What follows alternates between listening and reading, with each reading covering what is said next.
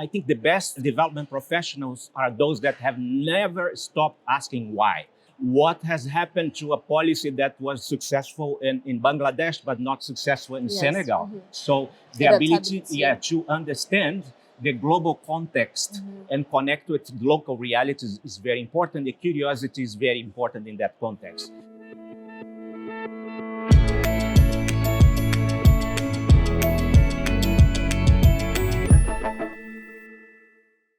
Boa tarde, Francisco. Bonjour, Dienaba.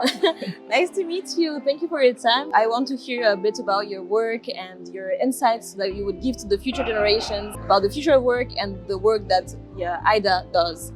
So just to start off, can you tell me how the International Development Association, or IDA, supports the world's most vulnerable countries, and how does that impact young generations? Yes, that's a very good question, because IDA is actually the World Bank Group biggest fund for the poorest countries in the world. We provide assistance to 78 low-income countries, and I think what makes IDA very special, its unique financial model. So we have the ability to collect contributions from bilateral donors and multiply it by 3.5 times. Okay, so that's quite a big advantage in terms of how we can provide assistance to the poorest countries. And in the last cycle of IDA, that we call IDA 21, that covers the next 3 years, we have been able to obtain, using this unique financial model, the equivalent to $99 billion. Oh, wow, that's impressive and very innovative. Yeah. Then let me ask you, what made you want to join and attend the World Bank's Youth Summit? And why do you want to be engaged in what we do at the World Bank? Well, first of all, it is such a great opportunity being here. What motivated me to come to this summit is because I'm really dedicated to youth empowerment, notably in Western Africa, where I come from, Senegal. I was born and raised in France, and alongside my studies, I am part of a civil society organization that works with youth from underprivileged areas. The work I do with the association I'm part of is really committed to having on-site and on-the-ground relations and action with the youth. So I'm currently leading a program in partnership with the Youth Olympic Committee.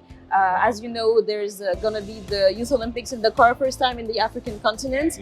So attending the summit for me, it was a perfect way to let people know about this work, let people know about youth needs, and also to engage with fellow people who are committed to the same values as I am. So it is such a great opportunity.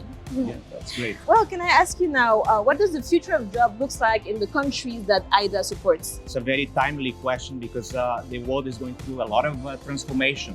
Yes. You have a situation now where in the next 10 to 15 years, about 1.2 billion young people will be joining labor markets. And most of these jobs will be in either countries, in low-income countries, where the challenges are the greatest. And on top of that, you have the AI revolution, right? AI is reshaping tasks that used to be entry points for young people. Exactly. So the challenges are very high. The good thing is that IDA is active in helping low-income countries to generate jobs, to grow and create opportunities for people like you. So I think there is a lot of opportunity in the midst of this challenging situation. So just to come back on what you said, Francisco, IDA has a lot of projects, big-scale project, big-scale investments. What are specifically the sectors that you target and that would translate into tangible opportunities for the youth? For example, in Sub-Saharan Africa, which is a region that I'm interested in as a Senegalese. Yeah, so that's a very good question. Again, Dienaba, you're getting me to work very hard today. Well, we have a lot of questions. No, that's good. I would say that IDA is very active in sectors that generate new opportunities. Okay. For example, infrastructure and energy, tourism, agriculture, manufacturing. These are all sectors that provide job opportunities for a young generation. And going forward, what is important is the future of jobs is going to be shaped by the new generation. So the skills that people like you, Dienaba, bring to the labor market are very important, because it's going to help create new opportunities, reshape the labor markets. That is what is needed in a world that we are living now, a world that is going through an economic transformation, digital transformation, and the opportunities that will come up are up to you to grab and up to you to shape with your contributions and your interventions. That's awesome. Thank you. Now it's my time to ask you another question. I'm here for it. So what can we learn from your generation? And how do you see young people leading change on the ground in your community, for example?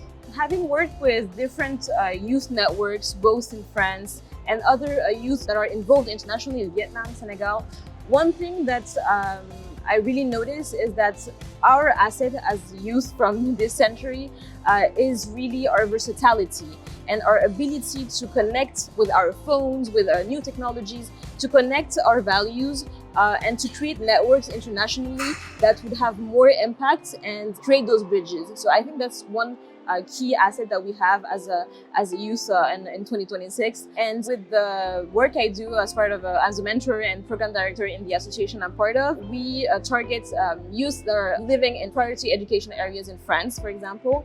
And the first thing we try to equip them with is skills that they do not necessarily learn in the traditional education path. So how to build your network, how to create a CV, how to be eloquent, etc. By equipping young people with these tools, they could be able to fully grasp their potential, know their potential, and create opportunities internationally. And also, as they're versatile and dedicated, really be actors of the change that is happening in their own generation, in their own community. So we really have to let these youth also be part of their own future and shape it the way they want. Yeah, very good.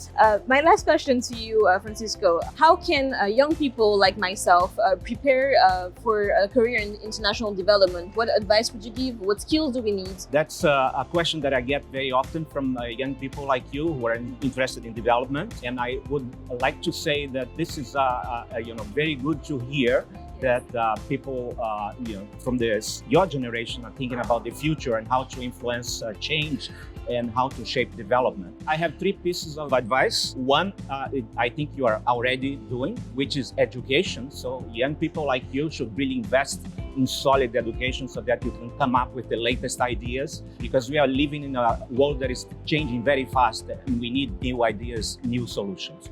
The second is the ability to keep the curiosity alive. I think the best development professionals are those that have never stopped asking why.